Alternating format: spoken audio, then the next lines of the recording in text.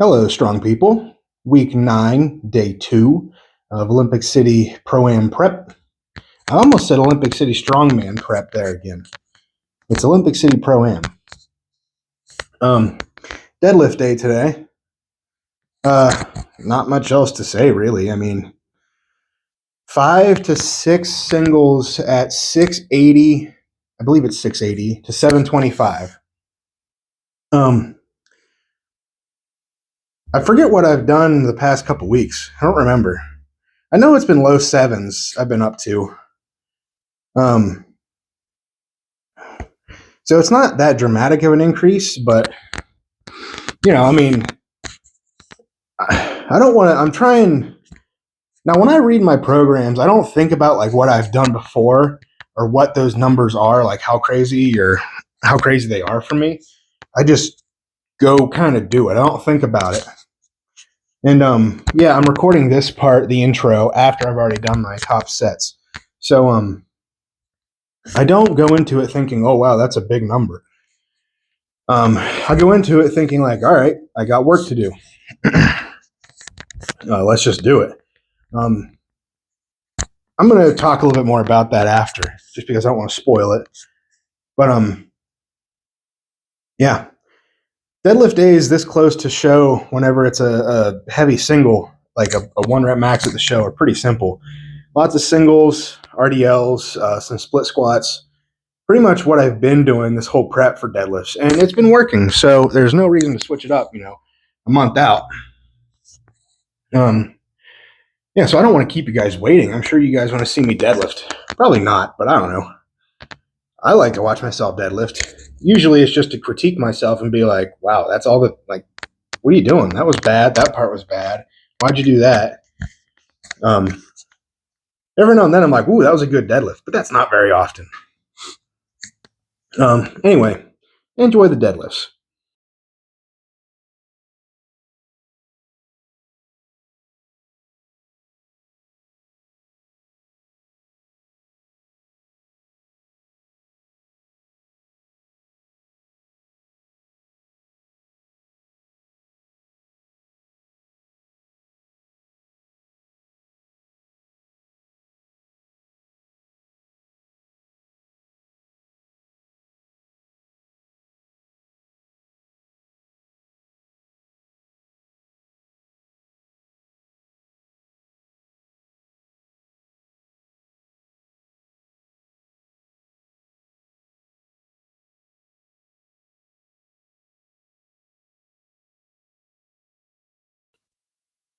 How'd you like that? You like deadlifts, don't you, Squidward? I know I like deadlifts. All 5 of those reps looks different in some way. I was all over the place tonight. Also, something I realized, those like black and red swishy track pants I usually wear, those things are like a cheat code. The bar slides up those so nice. Shorts, my thighs like stick to the bar like a gecko on the ceiling. So I gotta definitely baby powder up or something at the show, especially even here. Practice the way you play, or at least practice harder than the way you play. I guess a lot of people make training harder than the show, so you're really prepared whenever show day comes. But for something like that, I think a little bit of baby powder goes a long way. So, or I just wear pants at the show. That could work. Anyway, what I was talking about before, I want to carry it on. Whenever I see my numbers in my program, I don't think about how those relate to like my past times, my past lifting experiences. I go into it fresh, thinking, all right, let's do this. Let's pick up this weight, whatever's prescribed to me. I'm like, all right, I got to do that. And now sitting down, thinking about what I just did. Prior to this prep, I've never done anything like this weight from the floor.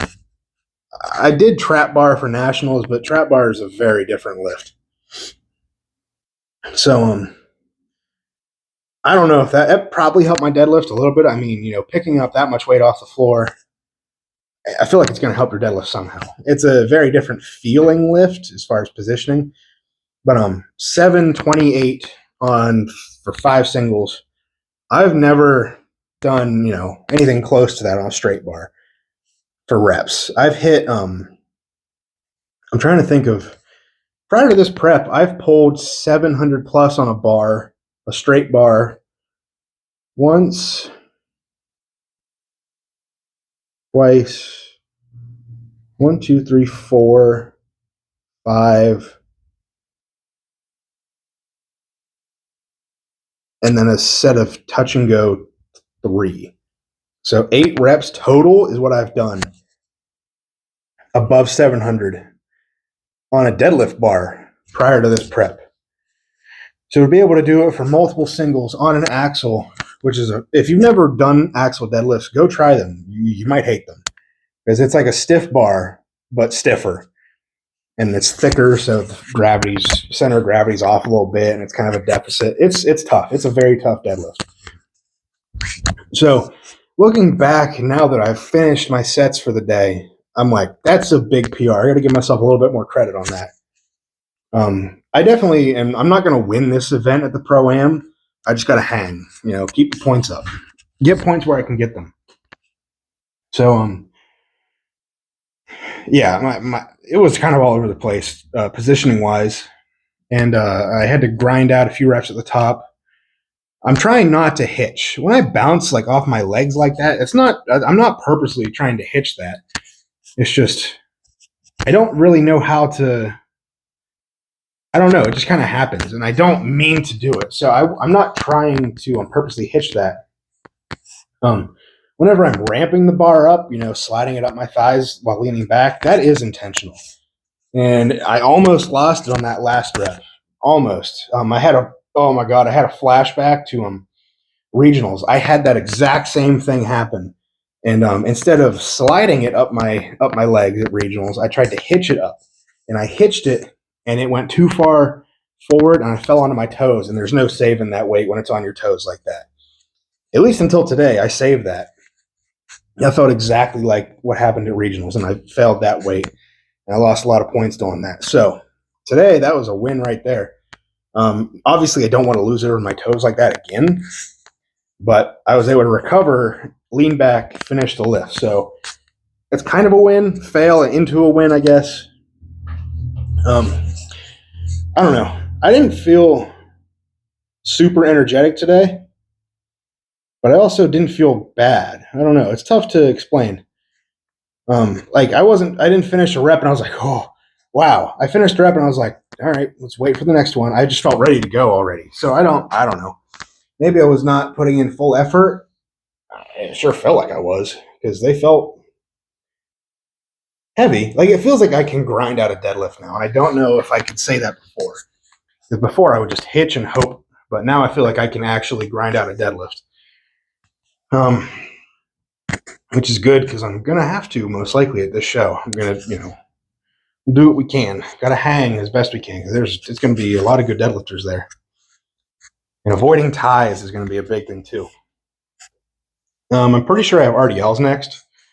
So the unfortunate part about loading up the bar to 728 pounds is that I now have to unload it to at least, I don't even know what I have programmed. It's like a 3x6 or 6x3 or something. We'll see. Either way, I got to strip off a lot of weight because I just can't do 728 pound RDLs. So I'm going to stop talking and go unload the bar.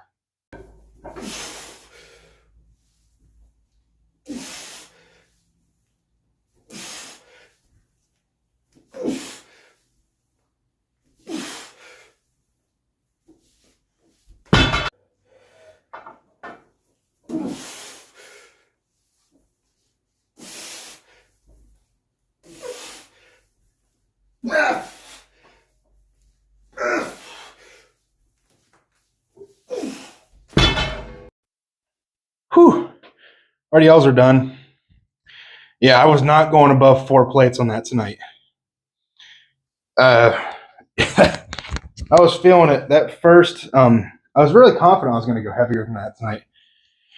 But I stripped off the plates down to 4 plates, and I was like, we'll start with this. And I did that first set, and I was like, nah, that's okay. We'll do that. So I'm not mad about that because, that was my heaviest deadlift session to date. So, not mad about it.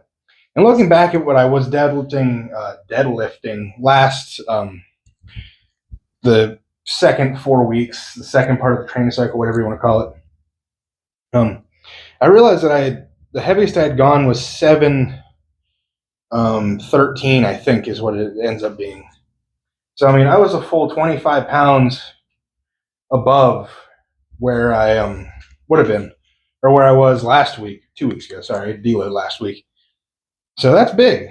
Lockouts were a little rough, but I don't think they would have been that bad if I had baby powder or pants on or something, which baby powder is allowed at this show. So it's either going to be that or I wear pants. So pretty sure I have split squats next. Unfortunately, I don't know. There's a lot of things I would rather do than split squats right now. Frankly, I'm just looking forward to cooking up a frozen pizza. DiGiorno, if you're listening, please sponsor me. I am your biggest fan. Yeah, let's just see what I have next.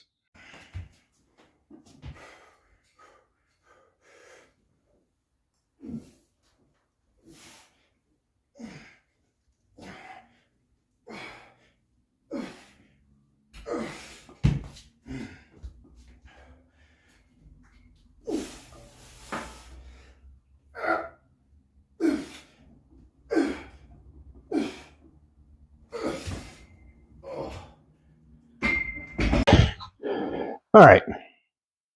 This is going to be the final clip. So I don't usually show these, I don't think. I don't know if I have shown them before. But these are very rarely programmed for me, but I will not do a deadlift day without them ending.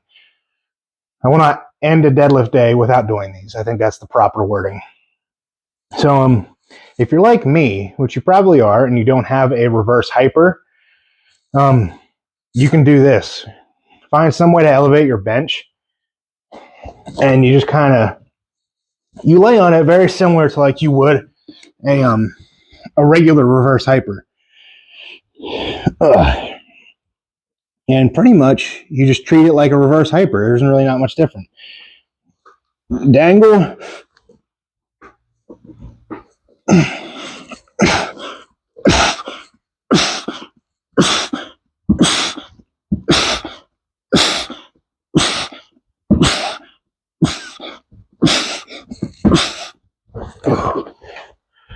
Try to do usually 2 or 3 sets of 15 at least. I say at least, it's almost always 2 to 3 sets of 15. Sometimes sets of 12, just depends how much work I think I've done. And if you're lucky and your gym does have a reverse hyper, you may not even know you have one because it's not like a super well-known machine, I guess, to the general population. But it's usually being used as a table, so highly recommend. Highly recommend, actually. If you've never heard of a reverse hyper, look it up because it has a really good history. And I know plenty of people that love it, so I think it's a must-do exercise when it comes to any sort of posterior chain work. I use it as like a almost like a recovery type of thing. I don't try to build strength through this movement. I just try to get blood in my lower back and try to heal it up.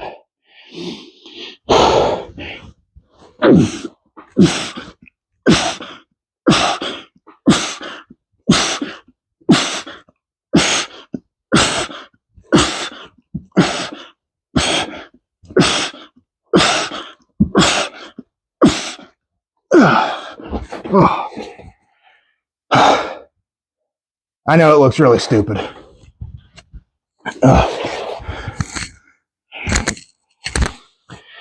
But sometimes the stupid stuff works the best. So that's where I'm calling it today. I'm tired and hungry, which is pretty much after every workout. So oh, it's not a rest day tomorrow. I almost said rest day tomorrow, but it's not. I have to move what would normally be my Thursday session to Wednesday because Thursday after work, we are leaving for the Arnold. I'm so excited. So tomorrow, I will have to press. Pretty sure it's log incline and some axle floor press. So until next time, go out, get strong, stay strong, and I'll see you guys in the next one. Peace.